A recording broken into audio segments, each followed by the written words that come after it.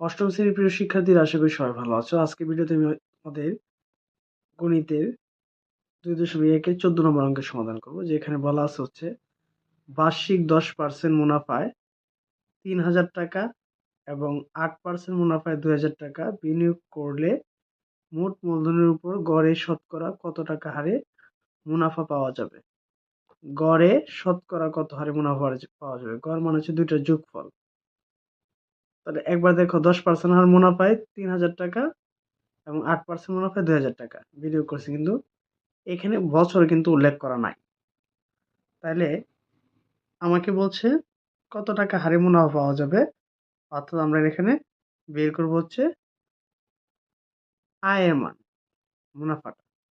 আমরা এখানে লিখতে পারি পি সমান সমান হচ্ছে কত, 3,000, আর মুনাফার হার দেওয়া আছে হচ্ছে 10%। এন হচ্ছে সময়, ধরে নিলাম হচ্ছে 1 বছর করে। আয় হচ্ছে মুনাফা, যেটা আমরা নির্ণয় করবো। তাহলে আমরা জানি প্রথম ক্ষেত্রে আয় সমান সমান পি আর এন। পি মানে হচ্ছে কত, 3,000, আর হচ্ছে 10% মানে 100/10 ইন্টু এন মানে হচ্ছে 1। তাহলে এই শূন্য কেটে ফেলতে পারি এবং এই শূন্য কেটে ফেলতে পারি। 30 হচ্ছে 300 টাকা। এটা হচ্ছে প্রথমটার মুনাফা। সেম একইভাবে যদি আমরা দ্বিতীয়টার ক্ষেত্রে যাই, তাহলে আমরা লিখতে পারি দ্বিতীয়টার মধ্যে হচ্ছে 2,000 টাকা, 8% মুনাফায়। এই যে 2,000, পি এর মান হচ্ছে 2,000, 8% মান হচ্ছে কি 100/8 ইন্টু হচ্ছে কি এন মান হচ্ছে কি এখানে 1 বছর। এই শূন্য কাটা, এই শূন্য কাটা, 8 দুগুণে 16, তার মানে কি 160 টাকা।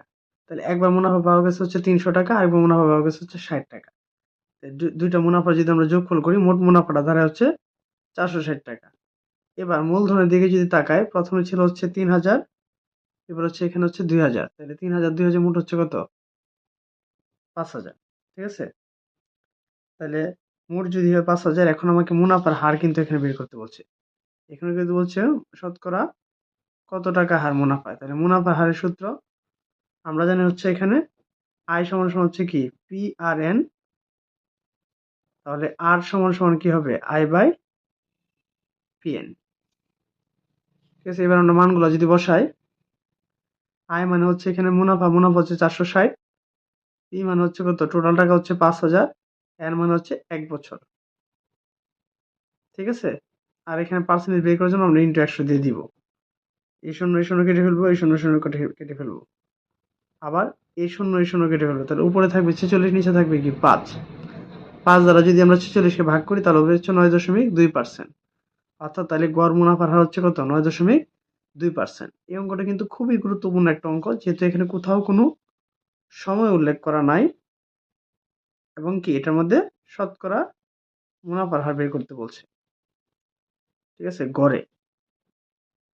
তো আশা করি অঙ্কটা তোমরা বুঝতে পেরেছো। এবার যে হচ্ছে তোমাদের বইয়ে 15 নম্বর অঙ্কে 15 নম্বর বলা হচ্ছে একজন ব্যক্তির নাম রড্রিগ গোমেজ 3 বছরের জন্য 10,000 টাকা এবং 4 বছরের জন্য 15,000 টাকা ব্যাংক থেকে ঋণ নিয়ে ব্যাংকে মোট 9,900 টাকা মুনাফা দেন।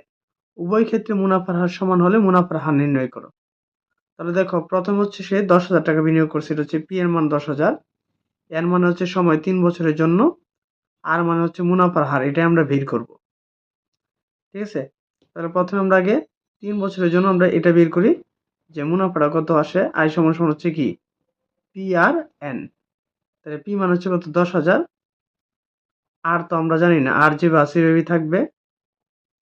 এন হচ্ছে 3 বছর, তাহলে 10,000 গুণ আর গুণ হচ্ছে 3, তাহলে 10,000-এর সাথে 3 গুণ করলে হচ্ছে 30,000, এই হচ্ছে 30,000 আর। এবার আমরা যদি যাই 4 বছরের ক্ষেত্রে, 4 বছর হচ্ছে 15,000 টাকা। তাহলে সেম একইভাবে আমরা লিখতে পারি হচ্ছে কি আই সমান সমান হচ্ছে পি আর এন। তাহলে পি হচ্ছে এখানে আসলে হচ্ছে 15,000, আর আর এর মধ্যে থাকবে, এর মান হচ্ছে 4 বছর। তো 15,000-এর সাথে যদি 4 গুণ করি, তাহলে হচ্ছে 60,000, আর গুণ করলে হচ্ছে 60,000 আর। তাহলে একবার হচ্ছে 3 বছরের জন্য হচ্ছে 30,000 আর 4 বছরের জন্য হচ্ছে কি 60,000 আর। টোটালটা যদি এখন আমরা বের করতে হয়, তাহলে যোগ করলে হবে, অর্থাৎ 30,000 আর এবং কি 60,000 আর দুইটার যোগফল হচ্ছে টোটাল সে মুনাফা দিতে হচ্ছে 9,900 টাকা। তাহলে 30,000 এবং 60,000 যোগফল হচ্ছে 90,000 আর সমান সমান হচ্ছে কি 9,900। এবার এখান থেকে যদি শুধু আমরা আর এর মানটা বের করি তাহলে আমরা আর সমান সমান কি লিখতে পারি, উপরে থাকবে 9,900, নিচে থাকবে কি টোটাল 90,000। ঠিক আছে, এই যে তো আমরা যদি ইন্টু 100 কিসের জন্য, পার্সেন্টেজ বের করার জন্য, তো এই 2 শূন্য কেটে ফেলতে পারি এবং এই 2 শূন্য কেটে ফেলবো। 9 দ্বারা যদি আমরা 99 কে ভাগ করি তাহলে হয়ে যাবে কি 11, অর্থাৎ উত্তরটা হয়ে যাবে হচ্ছে 11%। ঠিক আছে, তো এবার যাব হচ্ছে তারপরে অঙ্ক, অর্থাৎ 16 নম্বর অঙ্কের সমাধানে বলছে একই হার মুনাফায় কোনো আসল 6 বছরে মুনাফা আসলে দ্বিগুণ হলে কত বছরে তা মুনাফা আসলে 3 গুণ হবে। এই অঙ্কটা খুবই গুরুত্বপূর্ণ। 6 বছরে মুনাফা আসলে দ্বিগুণ, এখন আমাকে বলছে কত বছরে মুনাফা আসলে 3 গুণ হবে, তাহলে তা তো আমরা জানি না। তাহলে প্রথমে লিখতে হবে কি, মনে করি আসল হচ্ছে কত টাকা, 100 টাকা। তাহলে মুনাফা আসলে যদি দ্বিগুণ হয় তাহলে টাকাটা কত হবে, 200। তাই মুনাফা আসলে যদি 200 টাকা হয় তাহলে শুধু মুনাফা হবে কত, 200 থেকে আমরা 100 যদি বাদ দেই তাহলে হয়ে যাবে কি 100 টাকা। আবার এখানে বলছে মুনাফা আসলে 3 গুণ, তো 100 টাকা 6 বছরে মুনাফা হয়েছিল কি 100 টাকা।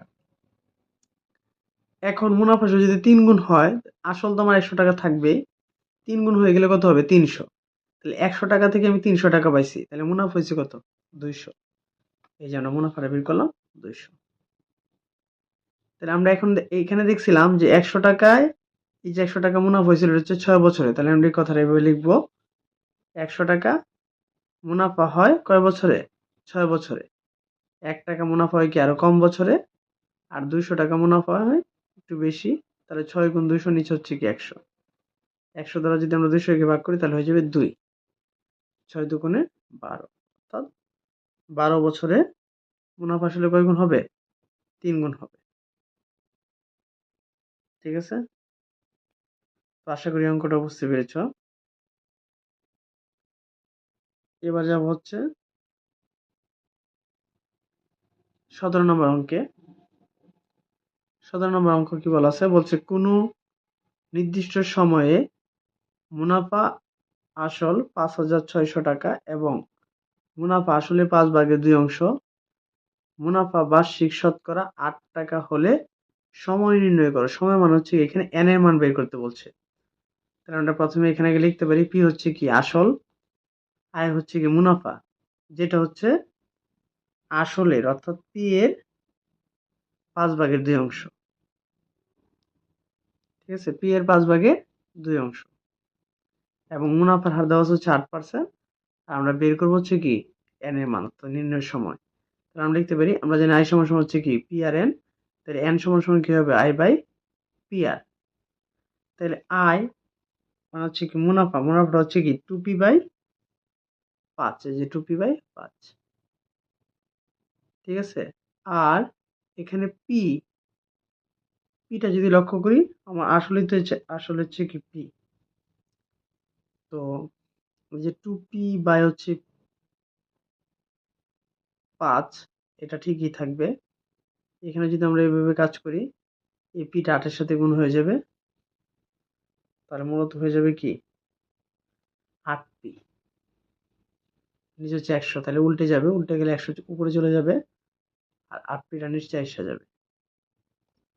যদি এভাবে তোমরা না বুঝো তাহলে আমরা এখানে একটু খেয়াল করতে পারো, আমরা পরবর্তী লাইনে কিন্তু এটা ইচ্ছে করলে এভাবে লিখতে পারি 2p/5, আর এখানে লিখতে পারবি কি 8p/100। এবার এই যে 2p/5 যে সেভাবে থাকবে, এটা যদি উল্টায় দিই তাহলে 100 চলে যাবে উপরে, 8p এসে পড়বে নিচে। এবার পি কাটাকাটি, 2 দা যদি আমরা 8 এর ভাগ করি তাহলে হয়ে যাবে 4, 5 দা 100 এর ভাগ করলে হচ্ছে 20, 5 দা 20 4 দা 20 এর ভাগ করলে হচ্ছে 5। এই হচ্ছে টোটাল 5 বছর। তাহলে আমরা কি লিখতে পারি, নির্ণয় সময়টা হচ্ছে 5 বছর। অর্থাৎ যদি মুনাফা আসলে 5,600 টাকা এবং মুনাফা আসলে 5/2 হয় এবং শতকরা হার যদি 8 টাকা হয় তাহলে সময় হচ্ছে এখানে 5 বছর। ঠিক আছে, তো এই ছিল হচ্ছে তোমাদের বইয়ের 17 নম্বর অঙ্কের সমাধান।